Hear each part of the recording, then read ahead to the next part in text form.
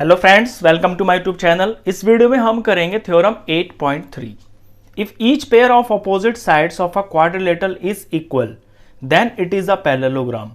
Theorem कहती है कि अगर किसी भी क्वाड्रिलेटरल के आमने सामने की जो साइड्स होती हैं, अपोजिट साइड्स, अगर वो बराबर है तो वो पैरेललोग्राम ही होगा। लेट्स सपोज या फिगर में देखिए ए बी सी डी, ये क्वाड्रिलेटरल है। इसकी ए बी और सी डी अपोजिट साइड्स हैं, अगर ये बराबर है। ऐसे ही दूसरा पेयर बी सी और ए डी, ये अपोजिट साइड्स हैं, अगर ये लेंथ में बराबर है। तो अपोजिट साइड्स के दोनों पेयर्स अगर लेंथ में बराबर हैं तो ये पैरेललोग्राम होगा। अब इस थ्योरम को करना है हमें प्रूफ। तो इसकी स्टार्टिंग करते हैं। सबसे पहले तो गिवन ले लेंगे कि A B C D is a quadrilateral. हमें ए बी सी डी एक क्वाड्रिलेटरल दे रखा है इन विच, जिसके अंदर A B is equal to C D, ये वाली side A B C D के बराबर है। दूसरा B C is equal to A D, और जो बी सी है ये ए डी के बराबर है। मैं निशान लगा लेता हूं, ए बी सी डी के बराबर है, ये एक जैसा निशान। यहां पे डबल निशान लगाऊंगा और यहां पे भी डबल लगाऊंगा, तो एक जैसा निशान मींस लेंथ में बराबर। हमें प्रूफ करना है कि ए बी सी डी एक पैरेललोग्राम है। अब पैरेललोग्राम की दो प्रॉपर्टीज होती हैं। पहली प्रॉपर्टी तो ये होती है कि जो उसकी अपोजिट साइड्स होती है ना, वो इक्वल होती है, जो कि हमें ऑलरेडी दे रखी है थ्योरम में। दूसरी प्रॉपर्टी ये होती है कि उसकी अपोजिट साइड्स पैरेलल होती हैं। बस अगर ये दो प्रॉपर्टीज पूरी हो जाती हैं तो किसी भी क्वाड्रिलेटरल को हम पैरेललोग्राम बोल सकते हैं। तो इसमें से ये अपोजिट साइड्स तो बराबर हमें गिवन ही है। अगर हम क्वेश्चन में ये सॉल्व कर दें कि इसकी जो अपोजिट साइड्स हैं वो पैरेलल है, दोनों A B parallel C D और B C parallel A D, अगर ये काम कर दें तो फिर ये पैरेललोग्राम प्रूफ हो जाएगा। तो बेसिकली हमें प्रूफ जो करना है, A B C D is a parallelogram, that is bracket में लिख देता हूं मैं कि क्या करने से ऐसा हो जाएगा। हम A B parallel to C D कर दें और B C parallel to A D कर दें। बस ये करते ही हमारा काम हो जाएगा।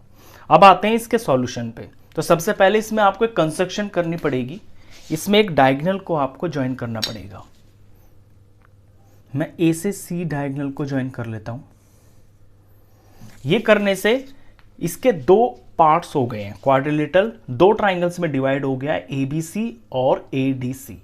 इन दोनों ट्राइंगल्स को हम कॉन्ग्रुएंट प्रूफ कर देंगे। कॉन्ग्रुएंट प्रूफ करने के बाद हमारा ये रिजल्ट आ जाएगा। तो शुरुआत करते हैं।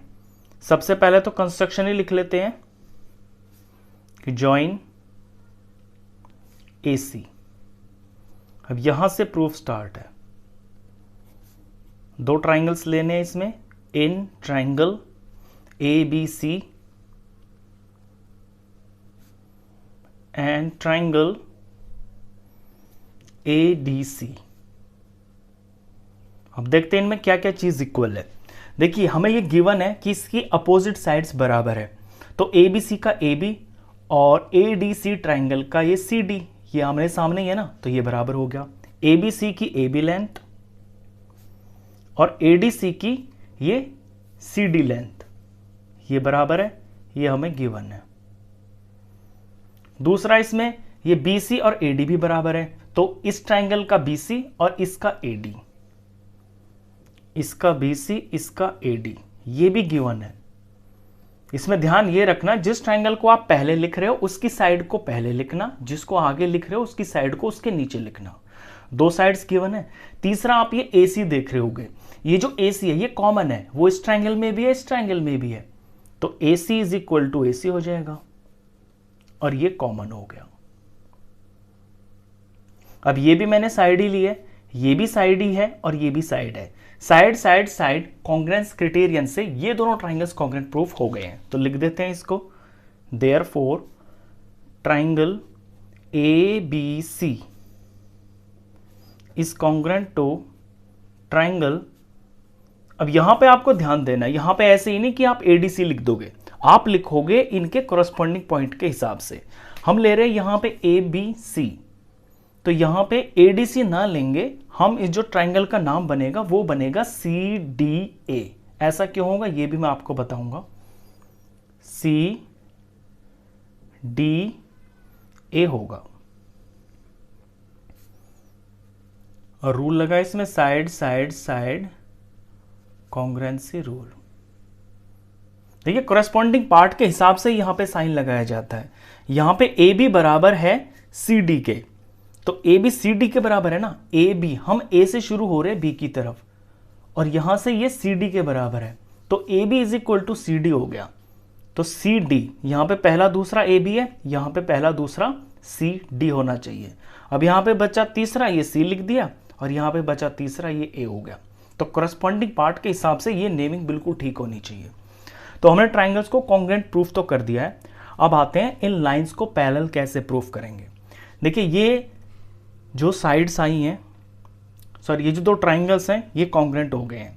कॉन्ग्रुएंट हो गए हैं तो कॉन्ग्रुएंट ट्राइंगल्स के जो करस्पॉन्डिंग पार्ट्स होते हैं वो बराबर होते हैं। अब इसमें पार्ट्स को देख लेते हैं कि करस्पॉन्डिंग पार्ट्स कौन कौन से हैं। एबीसी ट्राइंगल का ये वाला एंगल, एंगल ए, और एडीसी ट्राइंगल का ये angle C.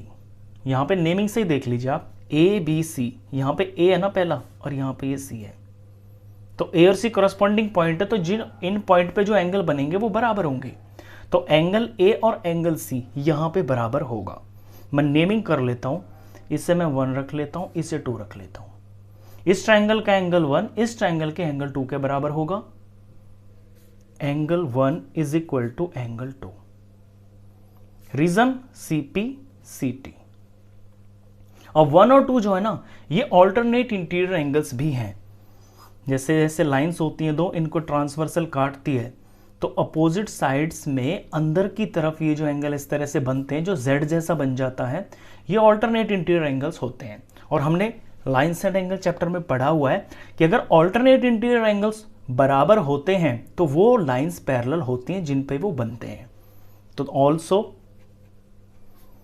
these are alternate interior angles। अब ये alternate interior angles भी हैं और ये बराबर भी हैं, तो therefore जिन लाइनों के बीच में ये बन रहे हैं वो पैरेलल होगी। A B parallel to C D, A B parallel to C D, इसे मैं रिजल्ट नंबर 1 रख दूंगा।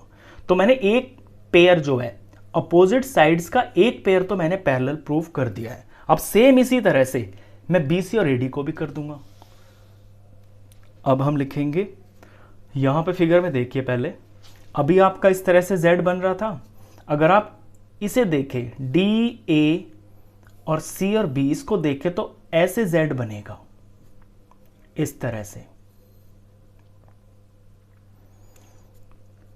तो ये वाला जो एंगल है और ये वाला एंगल है, ये इसके करस्पॉन्डिंग एंगल्स होंगे, क्योंकि ये दोनों ट्राइंगल्स हमने कॉन्ग्रुएंट प्रूफ कर दिए हैं।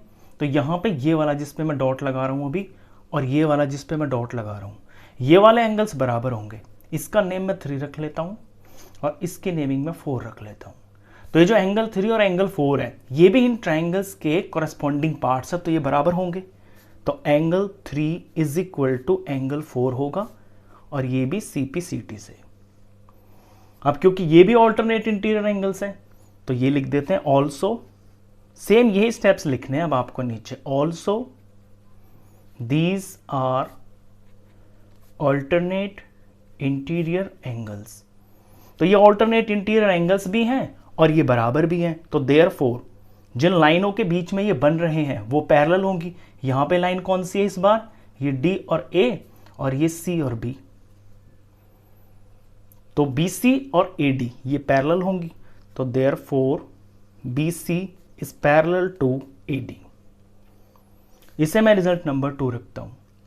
तो रिजल्ट नंबर 1 में मैंने AB पैरेलल CD दिखा दिया, रिजल्ट नंबर 2 में मैंने BC पैरेलल टू AD दिखा दिया, और यही मेरे को करना था। ये करते ही ये जो क्वाड्रिलेटरल है ये पैरेललोग्राम प्रूफ हो जाएगा।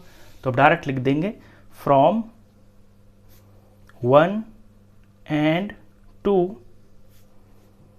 AB CD is a parallelogram, hence proved। तो क्वेश्चन खत्म। नेक्स्ट क्वेश्चंस के लिए नेक्स्ट वीडियो में मिलेंगे, तब तक के लिए गुड बाय।